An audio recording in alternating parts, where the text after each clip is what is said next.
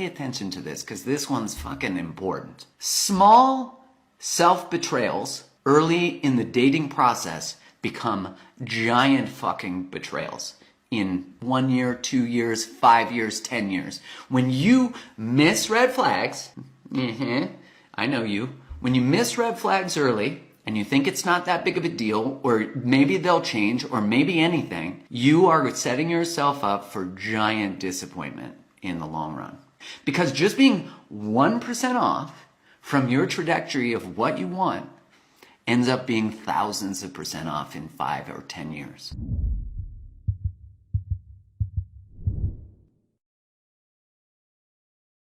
We're gonna call this one, I already smashed when I should have passed. And now we're 10 years in. Raid the bathroom edition.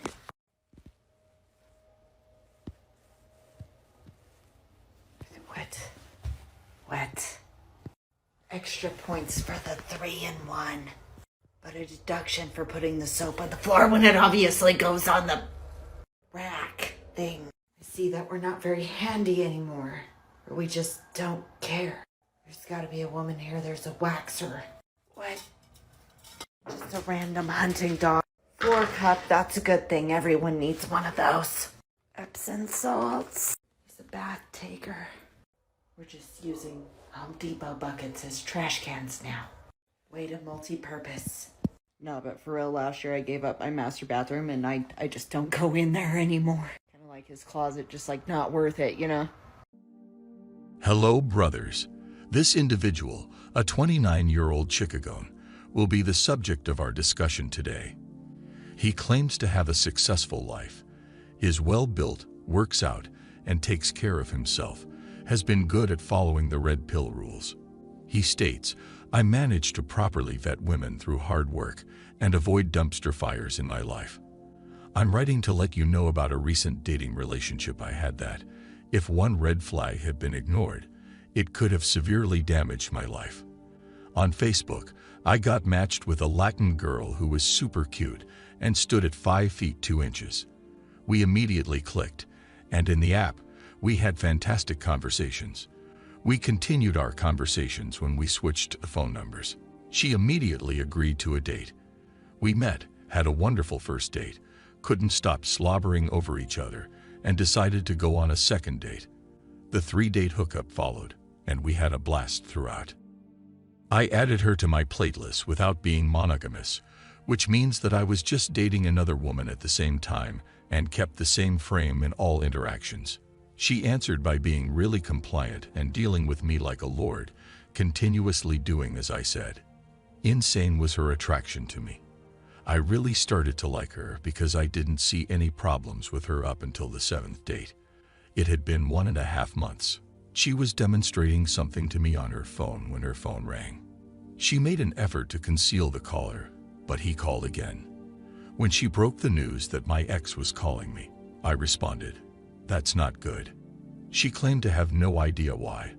The lies arrive. I considered ending the date, but why ruin my night? I'm going to have a nice date, then I'm going to take this guy's ex-girl back to my house and have a good time for the night. That night, while we were playing, he called once more. I drove her home after I was finished with her, and we said our goodbyes. She advised me to text her when I got home. I just went to sleep instead, and I didn't care. The following day, he gets up and goes about his usual things. He receives a text message from her at around 8 a.m. stating that she is aware that it is odd. The ex called, and she had no clue about why he was calling. Exes always have a reason for calling women. She realized that I have boundaries, rules, and things that I won't tolerate. It is impossible to ignore that as a warning sign. I responded by saying that she is correct and that I will not date her until she resolves any issues with him, because I don't want crazy ex-boyfriends stalking us and other things like that. My life is fine and free of drama. I don't require any problems, particularly from a woman. She received my best wishes. Around 2 days pass, and she begins informing me saying that the more she waits, the guiltier it appears. She claims that she has nothing to hide, that she did not commit any wrongdoing, that the relationship with him is over and that she blocked him on social media, but forgot to block his phone number. I thought, okay, fine. It doesn't seem like a big deal. Let's continue dating. She sent him a message saying that he couldn't call her and she blocked him. She told me in person that same day that she was done with him, that she left him, and that she does not want anything to do with him. I replied, "Oak, I believe you," and we carried on having an absolutely fantastic time. After a little less than 4 months, she eventually brought up the relationship discussion. Where are we now? I agreed to only talk to her about it. I also didn't have the time to keep spinning plates all the time, and I liked her because she seemed very cool and had no problems. We even went to Miami together. After 5 months, I finally added her to my social media accounts. I kept telling her that she had to wait a while, and that I didn't want to. There were only a few spots where she went hiking and very few pictures of her. Nothing special about it. Innocently, it was just her family and her hiking spots. That's all for now. Even though it was a red flag, he claims that made him love her even more.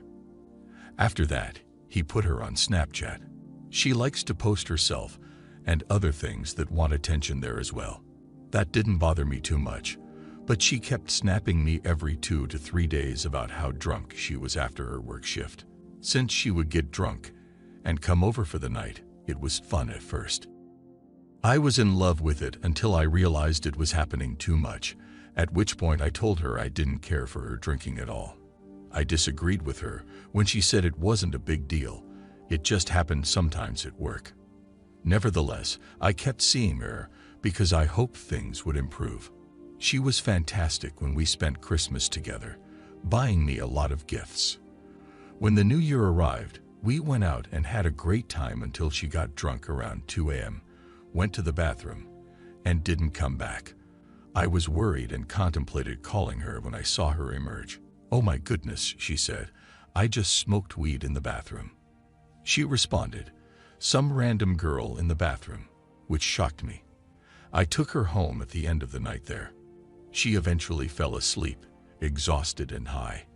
I drove her home the following day, and we agreed to see each other on Wednesday most likely. I just kept thinking, I can't keep doing this. This girl drinks way too much. I told her that we needed to talk on January 3 at around noon.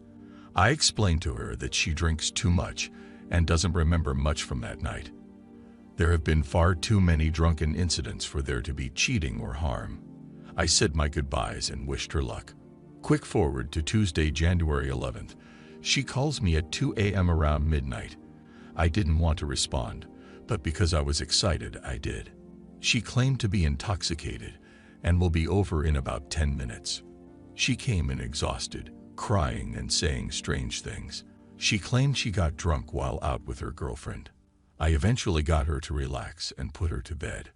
When she was knocked out, I finally took her phone and looked through it for the first time because some of the things she said were truly strange, and I knew something had happened. I was absolutely shocked and horrified. It turns out that she had been sleeping with her ex all along, and when she called me drunk at 2 in the morning that night, she was supposed to see him, but he bailed on her as he always does. She then called me.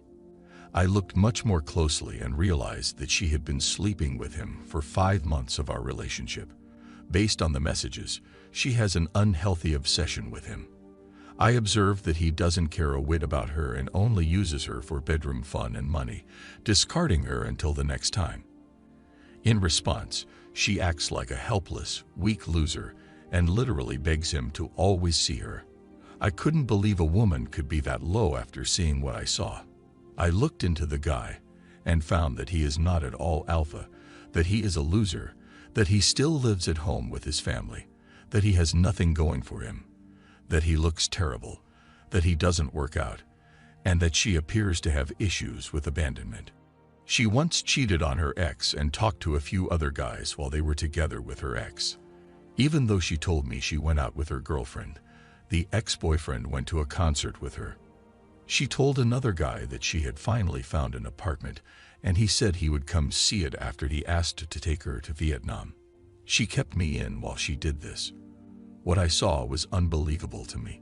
Surprised, I went to sleep. She was still asleep when I awoke. I thought for a while about how awful this might have been for me in the future. I went to work, and around 9:30, I sent her a text saying that I had looked through her phone, and that I couldn't believe how awful she is, and that she deserved everything that her ex had done to her and in her life. You shouldn't have texted her and left her in your apartment. You should have confronted her about it, and kicked her out of your apartment. If you give her this information, you might put yourself in danger. Things like that necessitate caution. I did send a message to her workplace and friends, and they are all aware of what transpired. You shouldn't do that. You shouldn't message a girl's girlfriends at work and call her a hoe. Plugged-in guys and beta males do that. Let's continue. I'm glad I found out. My life goes on forever. I've moved on already. It does hurt a little, but I'm happy about it, and this taught me a valuable lesson. I'm aware that some of you have probably had an experience and are nodding your heads. She has an addiction to seeking online validation and attention, has an addiction to alcohol, and keeps men from her past around. I believe you overlooked 3 major red flags. Those are 3 major warning signs. She would have been a plate and never been promoted had this man been better at screening. He would never have participated in the Miami, the dating, the exclusivity, or anything else. He would have been savvy enough to figure out what she really wanted.